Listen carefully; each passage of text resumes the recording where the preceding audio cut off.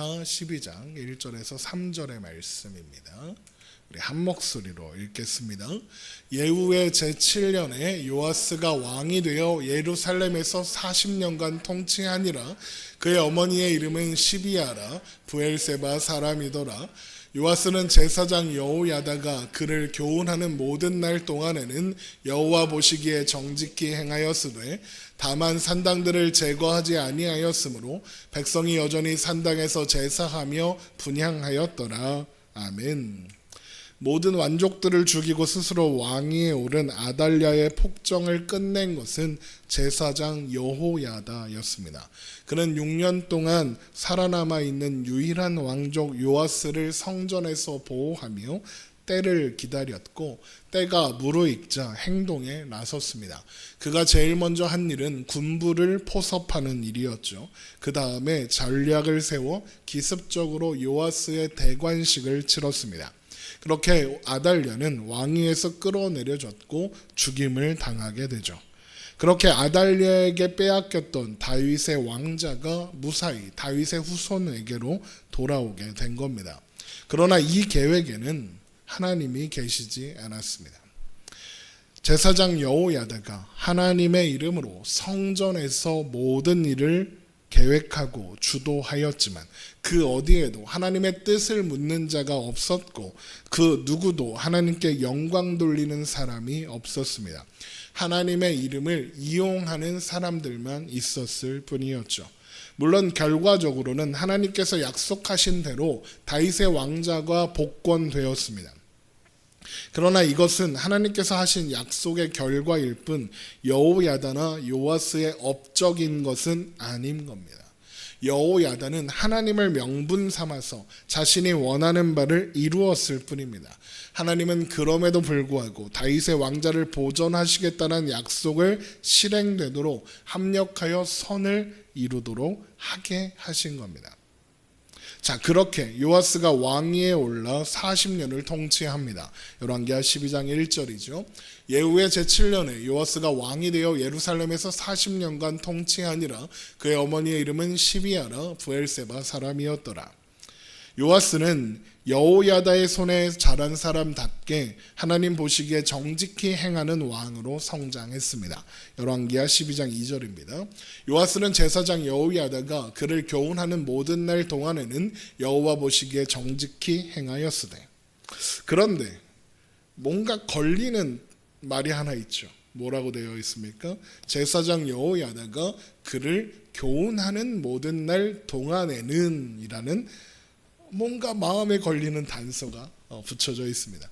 그러면 이 말이 무슨 말입니까? 제사장 여호야다가 그를 교훈하지 않게 된 어떤 때부터 하나님 보시기에 정직히 행하지 않았다, 이런 말도 되는 거잖아요. 실제로 요아스는 그렇게 했습니다. 그 자세한 이야기는 역대하 24장에 기록되어 있는데 한번 보겠습니다. 역대하 24장 17절. 여호야다가 죽은 후에 유다 방백들이 와서 왕에게 절하매 왕이 그들의 말을 듣고 그의 조상들이 하나님 여호와의 전을 버리고 아세라 목상과 우상을 섬겼으므로 그 죄로 말미암아 진노가 유다와 예루살렘에 임하니라. 그러나 여호와께서 그들에게 선지자를 보내사 다시 여호와께로 돌아오게 하려 하심에 선지자들이 그들에게 경고하였으나 듣지 아니하니라. 이에 하나님의 영이 제사장 여호야다의 아들 스가랴를 감동시키심에 그가 백성 앞에 높이 서서 그들에게 이르되 하나님이 이같이 말씀하시기를 너희가 어찌하여 여호와의 명령을 거역하여 스스로 형통하지 못하게 하느냐 하셨나니 너희가 여호와를 버렸으므로 여호와께서도 너희를 버리셨느니라 하나 무리가 함께 꾀하고 왕의 명령을 따라 그를 여호와의 전뜰 안에서 돌로 쳐 죽였더라. 요아스 왕이 이와 같이 스가랴의 아버지 여호야다가 베푼 은혜를 기억하지 아니하고 그의 아들을 죽이니 그가 죽을 때에 이르되 여호와는 감찰하시고 신원하여 주옵소서 하니라. 그러니까 요아스는 제사장 여호야다가 죽자 하나님의 전을 버리고 우상을 섬긴 겁니다. 마치 기다리기라도 했던 것처럼 그렇게 했다는 겁니다. 심지어 이것을 경고하는 선지자들의 말을 무시하고 그리고 제사장 여호야다의 아들 스가랴를 돌로 쳐 죽이기까지 했습니다. 자, 그러면 요아스는 왜 이렇게 갑자기 변하는 걸까요? 여호야다 한 사람이 죽었다고 이렇게까지 변할 일인가? 그냥 초심을 잃은 건가? 아니면 역대하 24장 17절에 있는 것처럼 유다 방백들의 사악한 꾀임에 왕이 넘어가서 그런 걸까? 물론 그럴 수도 있습니다. 이 사람들이 깨어서, 그러니까 요아스는 잘못이 없는데 유다 방백들이 와서 달콤한 말로 꼬여서 넘어간 무능한 그런 요아스의 모습일 수도 있죠. 하지만 사람은 그렇게 쉽게 변하지 않습니다. 요아스가 이렇게 변한 가장 큰 이유는 그때까지 요아스를 교훈하던 여호야다가 죽었다는 겁니다. 살아 있었으면 안 그랬을 겁니다. 그러니까 단순히 좋은 지도자를 잃었다 이런 말이 아닙니다. 만약 여호야다가 그저 제사장으로서 왕을 하나님의 길로 잘 지도한 좋은 선생님이었다면 이런 식의 반전은 쉽게 일어나지 못했을 겁니다. 이런 식의 반전이 일어날 수 있는 가능성은 딱 하나밖에 없습니다. 요아스가 여호야다가 살아있는 동안 이 제사장이 여호야다가 마음에 들지 않아야 합니다. 거슬러야 합니다. 차곡차곡 요아스 안에 이 여호야다에 대한 반감이 정립되어야 합니다. 그리고 그런 식의 반감이 정립되려면 여호야다의 행동이나 어떤 방식이 왕인 요아스에게 거슬려야 합니다. 그러면 여호야다의 행동이 어땠길래 왕인 요아스에게 거슬렸을까? 왕으로서 거슬리는 제사장의 행동이 뭐겠습니까? 선을 넘는 겁니다. 그게 어떤 선이겠습니까? 왕의 영역이나 왕의 권한을 침해하는 선을 자꾸 넘어오면 왕은 제사장 여호야다를 싫어할 수밖에 없고 견제할 수밖에 없습니다. 물론 요아스는 어린 나이에 제사장 여호야다의 도움으로 왕위에 올랐습니다. 자, 그러면 요아스에게 가장 영향력을 미치는 사람이 누구겠습니까? 제사장 여호야다입니다. 그러니까 요아스에게 제사장 여호야다의 말은 절대적입니다. 그렇다는 건 말이 요아스가 왕이지 실질적인 왕은 여호야다라는 말과 똑같은 겁니다. 심지어 요아스는 결혼도 자기 마음대로 못합니다. 누가 정해주냐? 여호야다가 정해줍니다. 역대하 24장 3절입니다. 여호야다가 그를 두 아내에게 장가들게 하였더니 자녀를 낳았더라. 아마도 어린 시절 요아스는 자신을 보호해주고 왕위에까지 올려준 여호야다에게 고마운 마음을 가지고 있었을 겁니다. 왕위에 오른 뒤에도 그래서 당연히 여러모로 의지했을 겁니다. 어린 요아스에게 여호야다의 존재는 꼭 필요했고 여호야다도 해야 할 일을 한 것이 맞습니다. 정치적으로 필요한 사람이었습니다. 그러나 왕이 장성하면 어떻게 해야 하겠습니까? 물러나야죠. 가서 제사장만 해야죠. 정치에서 손을 떼야 합니다. 왕을 계속 어린아이 취급하며 쥐락펴락하려고 하면 안 됩니다. 왕으로서 존중하고 그에게 충성을 다해야 하겠죠. 왕의 통치를 받아야 합니다. 그것이 제사장으로서도 한 사람의 백성으로서도 마땅한 일입니다. 그런데 여호야다는 그렇게 하지 않았고 그가 살아있는 날 동안 요아스에게 영향력을 행사했던 겁니다. 그래서 역대하 24장 2절에 제사장 여호야다가 세상에 사는 모든 날에 요아스가 여호와 보시기에 정직하게 행하였으며 이게 되는 겁니다. 제사장 여호야다가 요아스에게 영향력을 행사하는 동안 거스를 수 없었다는 거예요. 그래서 하나님 보시기에 정직하게 행한 겁니다. 계속 죽을 때까지 요아스에게 참견했다. 이런 말이에요. 그러니 요아스에게 반감이 차곡차곡 누적될 수밖에 없는 겁니다. 그 결과가 여호야다가 죽자마자 요아스가 하나님을 버리는 결과로 나타나는 겁니다. 이건 요아스의 잘못이기도 하지만 여호야다가 그렇게 되도록 원인을 제공했다라고 해도 할 말이 없는 겁니다. 그러면 여호야다가 훌륭한 지도자였느냐, 좋은 선생님이었느냐, 여호야다가 왕을 잘 지도하고 바람직하게 가르쳤느냐, 그런 것 같지도 않습니다. 열왕기하 12장 3절입니다. 다만 산당들을 제거하지 아니하였으므로 백성이 여전히 산당에서 제사하며 분향하였더라. 요아스가 산당들을 제거하지 않았답니다. 그래서 백성들이 여전히 산당에서 제사하며 분향했답니다. 왜 요아스는 산당들을 제거하지 않았을까요? 지금 누가 강한 영향력을 미치고 있다고요? 여호야다입니다. 그러면 요아스가 산당들을 제거하지 않을 이유는 뭐겠습니까? 여호야다가 그렇게 하라고 하지 않았기 때문입니다. 왜 아직도 산당들이 남아 있을까요? 여호야다가 요아스를 왕위에 올리면서 제일 먼저 한 일이 뭡니까? 바알의 모든 산당들을 철폐하는 것이었습니다. 그렇다는 건 지금 남아 있는 산당들은 이방신들, 우상을 섬기기 위한 산당이 아니라는 말입니다. 다 없앴습니다. 그러면 지금 남아있는 이 산당들은 누구를 섬기기 위해서 만들어 둔 거겠습니까? 하나님이죠. 그러니까 지금 남아있는 산당들은 하나님을 섬기고 하나님께 예배드리겠다고 만든 산당이라는 겁니다. 그래서 요아스 이전에 하나님 앞에 정직히 행했다고 평가받는 여호사밧 왕이나 아사 왕이나 그 산당만은 없애지 못했던 겁니다. 하나님을 섬기겠다고 만들어둔 장소였으니까요. 그런데 하나님은 그게 잘못이라고 하시는 겁니다. 왜 잘못이라고 하시는 걸까? 첫 번째 이유는 이 산당들은 언제든지 우상을 섬기는 산당으로 바뀔 수 있기 때문에 그렇습니다. 하나님을 섬기노라 하지만 잘못된 신앙을 백성들에게 전달하는 통로가 될 수 있는 공간이 산당이라는 거예요. 대표적인 예가 북이스라엘에 있었던, 북이스라엘 베델과 단에 있었던 산당입니다. 그곳에 산당을 만든 여로보암은 거기에 바알을 두지 않았습니다. 하나님을 두었습니다. 금송아지를 만들어 놓고 이게 너희를 구원한 하나님이다 라고 했습니다. 그러니까 북이스라엘의 여로보암이 만든 산당도 하나님 섬기는 산당이라고 만들어 놨다는 거예요.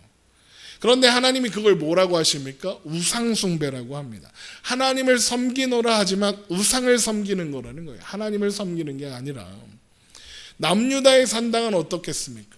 뭐가 많이 다를까요? 비슷할 겁니다. 성소는 성전에만 있잖아요. 그 성소를 대신할 무언가를 산당에 당연히 만들어 두지 않았겠습니까? 그런데 하나님이 뭐라고 하십니까? 그 어떤 형상도 하나님 형상을 만들지 말라고 했습니다. 출애굽기 20장 3절이죠.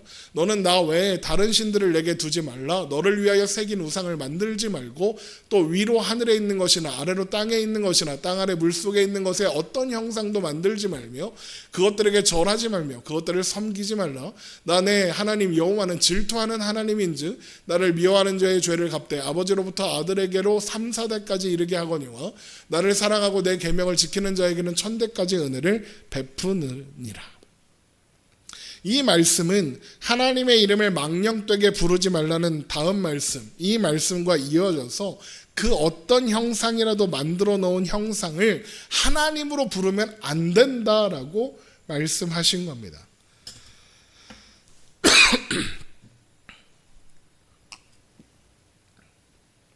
그런데 산당에는 저마다 하나님을 상징하는, 하나님을 대신하는 형상들이 있을 수밖에 없는 겁니다.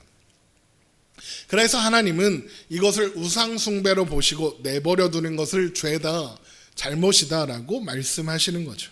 그러면 여호야다와 요아스는 왜 이런 산당들을 그냥 내버려 두었을까요?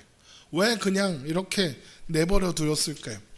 백성이 여전히 산당에서 제사하며 분향했기 때문에 그렇습니다. 여러분 생각해 보십시오. 이거 대단히 이상한 겁니다. 왜 이상하냐? 남유다에 뭐가 있습니까? 성전이 있습니다. 남유다가 북이스라엘처럼 남북으로 땅이 막 엄청 넓어서 성전에 오는 게 너무 멀어, 그런 것도 아닙니다. 남유다 그 이스라엘 지도를 펴놓고 남유다의 영토를 한번 보십시오. 쫓간합니다. 안산보다 작답니다. 걸어가면 얼마든지 갈 수 있습니다. 성전에 언제든지 갈 수 있습니다. 심지어 솔로몬이 성전을 만들면서 뭐라고 했습니까? 어디서든 성전을 바라보며 하나님께 기도하면 하나님이 응답하여 주옵소서라고 기도하지 않았습니까? 열왕기상 8장 29절 주께서 전에 말씀하시기를 내 이름이 거기 있으려 하신 곳 이 성전을 향하여 주의 눈이 주야로 보시오며 주의 종이 이곳을 향하여 비는 기도를 들으시옵소서. 주의 종과 주의 백성 이스라엘이 이곳을 향하여 기도할 때에 주는 그 간구함을 들으시되 주께서 계신 곳 하늘에서 들으시고 들으시사 사하여 주옵소서. 보세요. 어디서든 성전을 향해 기도만 하면 됩니다. 그러면 산당이 왜 필요합니까? 언제든 성전으로 와서 기도하고 분향하면 됩니다. 성전이 먼 것도 아니라니까요. 그런데 그렇게 안 했다는 겁니다. 왜요? 왜 그렇게 안 했을까요? 백성들은 이왕이면 동네에 있는 산당보다 예루살렘 성전으로 가서 예배하면 훨씬 좋잖아요. 당연한 거 아닙니까? 집 앞에 텐트 쳐놓고 거기서 예배 드리는 놈보다 교회 와서 예배 드리는 게 훨씬 좋잖아요. 근데 백성들이 그렇게 안 해요. 왜 그렇게 안 했을까요? 귀찮아서? 아니요. 단순히 신앙이 없어서? 아니요. 이스라엘 백성들은 기본적으로 신심이 아주 두텁습니다. 그래서 온갖 우상도 기꺼이 섬기는 겁니다. 그런 일반 백성들이 성전에 가지 않는다 이렇게 되려면 성전에 가기가 어려워야 그렇게 되는 겁니다. 그러니까 못 가겠으니까 안 가는 겁니다. 이게 무슨 말이냐? 이런 겁니다. 어떤 사람들이 저 이제 교회 안 다닐래요. 교회 못 가겠어요. 왜 그럽니까? 교회 가는 게 부담이 되거나 상처를 받았거나 이러면 그렇습니다. 교회 가는 게 왜 부담됩니까? 누가 헌금 안 한다고 눈치를 줘서 그렇습니다. 전도 안 한다고 눈치를 줘서 그렇죠. 비슷합니다. 백성들이 왜 성전에 오지 못할까요? 특별한 사람들만 들어갈 수 있는 곳이 되었기 때문입니다. 왕을 비롯한 특권 계층이 성전을 장악해서 일반 백성들은 쉽게 성전을 찾을 수 없는 상황이 되었다. 이렇게밖에는 해석할 수 없습니다. 그러면 어떻게 그렇게 될까? 어떻게 하면 그렇게 되겠습니까? 성전에 들어갈 때 돈을 내게 하면 그렇게 됩니다. 다음 말씀을 보면 요아스가 제사장들에게 성전에서 드리는 모든 은을 모아 성전을 수리하라라는 지시가 나옵니다. 열왕기하 12장 4절 요아스가 제사장들에게 이르되 여호와의 성전에 거룩하게 하여 드리는 모든 은 곧 사람이 통용하는 은이나 각 사람의 몸값으로 드리는 은이나 자원하여 여호와의 성전에 드리는 모든 은을 제사장들이 각각 아는 자에게서 받아들여 성전의 어느 곳이든지 파손된 것을 보거든 그것으로 수리하라 하였으나. 보세요. 성전에서 유통되는 화폐가 은입니다. 그런데 그걸 누구한테 받습니까? 각각 아는 자에게서 받습니다. 무슨 말입니까? 성전 제사장들과 특별한 관계가 있거나 돈을 많이 내는 사람들, 성전에 들어갈 때 은을 낼 수 있는 사람들만 성전에 들어갈 수 있다는 겁니다. 물론 은이 아무나 다 쓰는 그런 아무나 쉽게 가질 수 있는 화폐다 그러면 아무 문제 없겠죠. 누구나 은을 내고 성전에 들어가면 될 테니까요. 그런데 그렇게 하지가 않습니다. 은은 귀한 화폐였고 일반 백성들이 쉽게 가질 수 있는 화폐가 아니었습니다. 그래서 열왕기를 보면 은이 계속 귀한 예물로 등장하는 겁니다. 나아만이 엘리사에게 은 2달란트를 주잖아요. 그런 겁니다. 그러니까 은은 부유한 사람이나 가질 수 있는 화폐다라는 겁니다. 이게 일반 백성들이 성전이 아닌 산당으로 갈 수밖에 없는 강력한 원인이 되었을 겁니다. 왕들도 그걸 아니까 산당들을 쉽게 없애지 못했던 겁니다. 산당을 없애려면 성전에 들어가기 위해 내는 은도 그 돈도 조정해야죠. 싸게. 그런 겁니다. 그러니까 요아스의 시대에는 제사장 여호야다가 영향력이 막강하여 하나님을 잘 섬기는 시대같이 보였지만 실상은 하나님과 상관없이 욕망과 욕망이 가득 충돌하고 있는 시대였던 겁니다. 그리고 이것은 성전을 보수하라는 요아스의 명령을 제사장들이 거부하는 것을 통해서도 확인됩니다. 성전이 지어진 지 이미 150년쯤 지났습니다. 그동안 성전은 거의 방치되다시피 했죠. 왜요? 솔로몬이 성전 지어놓고 바알 섬기잖아요. 그 이후로 하나님을 제대로 섬기는 왕들이 없거든요. 그러니 성전은 자연스럽게 방치되었겠죠. 이것저것 수리할 것도 많았을 겁니다. 그래서 요아스는 성전에 들어오는 은을 가지고 성전을 보수하도록 명령을 하는 겁니다. 그러나 요아스 왕 제23년이 될 때까지 제사장들이 성전 위에 파손된 곳을 수리하지 않습니다. 열왕기하 12장 6절 요아스 왕 제23년에 이르도록 제사장들이 성전에 파손한 데를 수리하지 아니하였는지라. 왕이 명령했는데 제사장들이 안 듣습니다. 이게 지금 남유다의 권력 구조가 어떻게 되어 있는지 보여주는 아주 대놓고 보여주는 장면이죠. 그러니까 요아스가 어떻게 하느냐, 여호야다를 비롯한 제사장들을 불러 왜 성전에 파손된 곳 수리하라고 했는데 왜 수리 안 하냐, 이제부터라도 성전에 들어오는 은을 바로 성전 수리하는 비용으로 사용되게 하라라고 다시 명령합니다. 열왕기하 12장 7절 요아스 왕이 대제사장 여호야다가 제사장들을 불러 이르되 너희가 어째 성전에 파손한 데를 수리하지 아니하였느냐, 이제부터는 너희가 아는 사람에게서 은을 받지 말고 그들이 성전에 파손된 데를 위하여 드리게 하라. 그거 받아서 성전 수리해라 그러는 겁니다. 그러니까 제사장들이 어떻게 하나 보십시오. 12장 8절 제사장들이 다시는 백성에게 은을 받지도 아니하고 성전 파손한 것을 수리하지도 아니하기로 동의하니라. 다시는 백성에게 은을 받지도 않고 성전 파손한 것을 수리하지도 않겠답니다. 이게 무슨 상황일까? 이건 명백하게 왕과 제사장 그룹의 권력 다툼입니다. 먼저 요아스는 왜 성전에서 드리는 은을 가지고 성전을 보수하라고 할까요? 하나님을 너무 사랑하고 성전을 너무 사랑해서 성전이 파손된 채로 있는 게 너무 마음이 아파서 그랬을까요? 그렇지 않습니다. 만약 그랬다면 지가 돈 내야죠. 그렇잖아요. 우리가 성전을 사랑하고 교회를 사랑하면 내 돈 들여서 목사님 교회에 예쁜 화분이 있었으면 좋겠어요. 그러면 화원 가서 화분 내가 갖고 오잖아요. 아니 교회 의자가 부서졌네요. 제가 이 의자 살게요. 그러잖아요. 교회를 사랑하고 하나님을 사랑하는 마음 때문에 하면 보통 그렇게 해요. 목사님 이거 안 고치고 뭐해요? 라고 안 해요. 그렇잖아요. 지금 요아스는 어떻게 하고 있어요? 야 이거 안 고치고 뭐해? 니네 돈 들여서 하라 그랬지 라고 하는 거예요. 정말로 요아스가 하나님을 사랑하고 성전을 사랑해서 이러는 거면 왕실의 재정을 지원해서 직접 성전을 보수하도록 했겠죠. 솔로몬도 지 돈 들여서 성전 지었잖아요.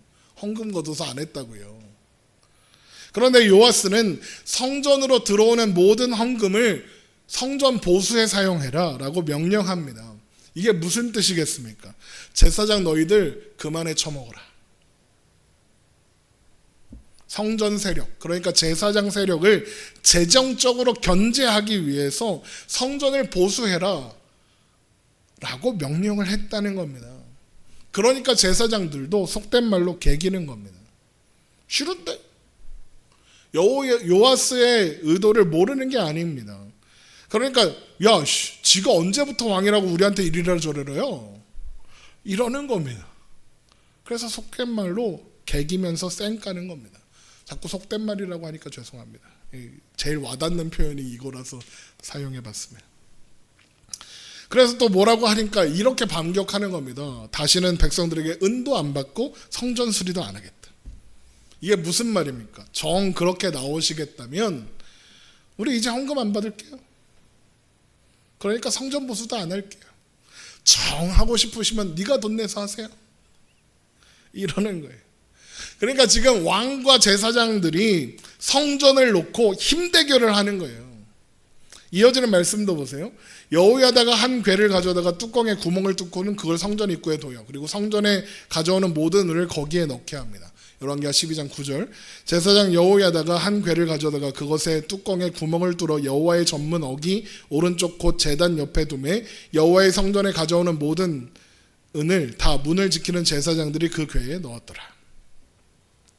이게 여호야다가 뭔가 앞에 말하고 안 맞는 것 같잖아요. 이렇게 헝금함을 만든 거 아니야. 그런데 역대하 24장을 보면 그 사정을 더 자세히 알 수 있어요. 이거 요아스가 명령한 일이에요. 역대하 24장 8절. 이에 왕이 말하여 한 궤를 만들어 여호와의 전 문 밖에 두게 하고 유다와 예루살렘에 공표하여 하나님의 종 모세가 광야에서 이스라엘에게 정한 세를 여호와께 드리라 하였으니 모든 반백들과 백성들이 기뻐하여 마치기까지 돈을 가져다가 궤에 던지니라. 그러니까 제사장들이 받던 돈 못 받게 하고 헌금함 놓고 온 백성들에게 공표하는 거예요. 싸게 해주겠다. 다 와서 돈 내라. 모세가 하나님 앞에 드렸던 그 세금 그거 내라.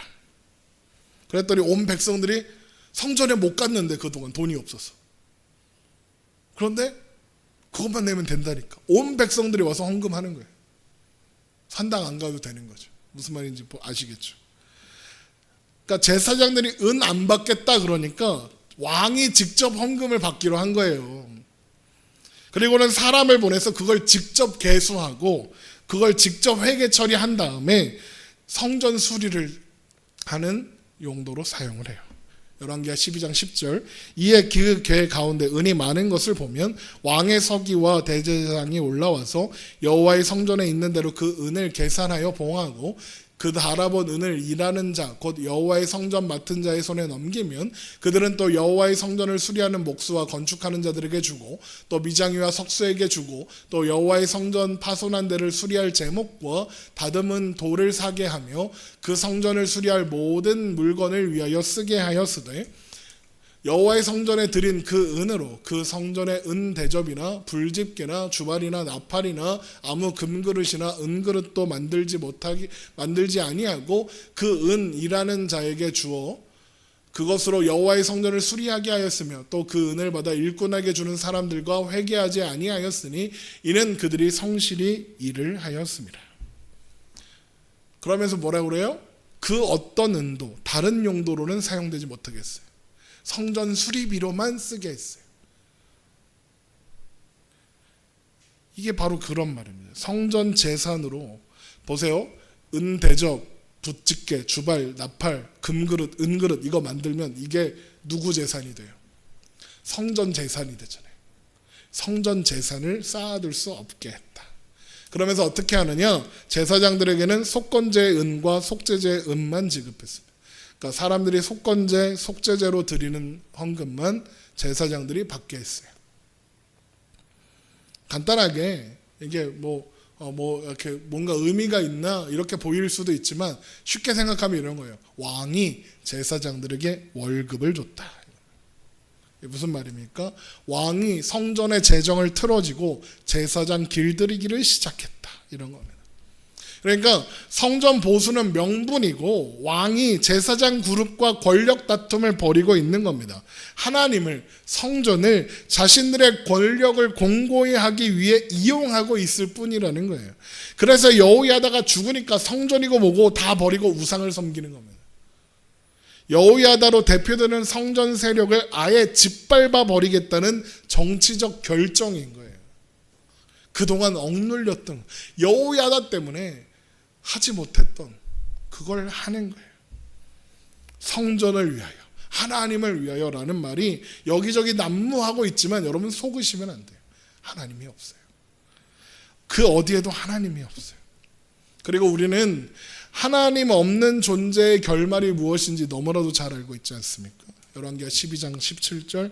그때 아람 왕 하사엘이 올라와서 가드를 쳐서 점령하고 예루살렘을 향하여 올라오고자 하므로 유다의 왕 요아스가 그의 조상들 유다 왕 여호사밧과 여호람과 아하시아가 구별하여 드린 모든 성물과 자기가 구별하여 드린 성물과 여호와의 성전 곡간과 왕궁에 있는 금을 다 가져다가 아람 왕 하사엘에게 보냈더니 하사엘이 예루살렘에서 떠나갔더라. 아람 왕 하사엘이 가드를 쳐서 점령하고 예루살렘 코앞까지 왔습니다. 나라가 존망의 위기에 놓이게 된 거죠. 그러자 성전 요아스가 어떻게 합니까? 성전 곡간과 왕궁의 곡간을 털어 다 탈탈 털어 조공을 바칩니다. 그 덕에 겨우 위기에서 벗어나게 된 겁니다. 그러니까 애초에 요아스에게는 성전도 하나님도 아무 의미도 없었던 거예요. 그러니 여호야다가 죽으니까 이방신을 섬기는 거고, 나라에 위기가 찾아오니까 성전 곳간을 기꺼이 터는 겁니다. 하나님의 도우심을 구하는 사람이 없습니다. 요아스에게 성전은, 하나님은 아무것도 아닌 겁니다. 요아스가 하나님을 섬기는 사람이었다면 하나님께 도우심을 구했겠죠. 이게 남유다의 수준이고 요아스의 수준인 겁니다. 착각하고 있는 거죠. 아마도 요아스는 그렇게 나라를 지켜냈다고 생각했을 거예요. 그러나 우리는 잘 알고 있습니다. 하나님이 지키시지 않으면 그 누구도 아무것도 지킬 수 없다라는 걸 우리는 알죠. 그래서 얼마 뒤에 아람 군대가 다시 쳐들어왔고, 이때 남유다가 크게 노략당하는 겁니다. 역대하 24장 23절, 1주년 말에, 1년 만에 아람 군대가 요아스를 치려고 올라와서 유다와 예루살렘에 이르러 백성 중에서 모든 방백들을 다 죽이고 노략한 물건을 다메섹 왕에게로 보내니라. 이때 요아스는 크게 부상을 입은 채 누워있다가 부하들에게 발견되어 예루살렘으로 호송되는 와중에 신하들에게 죽임을 당함으로써 40년 동안 이어진 요아스의 시대가 막을 내리게 되는 겁니다. 열왕기하 12장 19절, 요아스의 남은 사족과 그가 행한 모든 일은 유다왕 역대지략에 기록되지 아니하였느냐.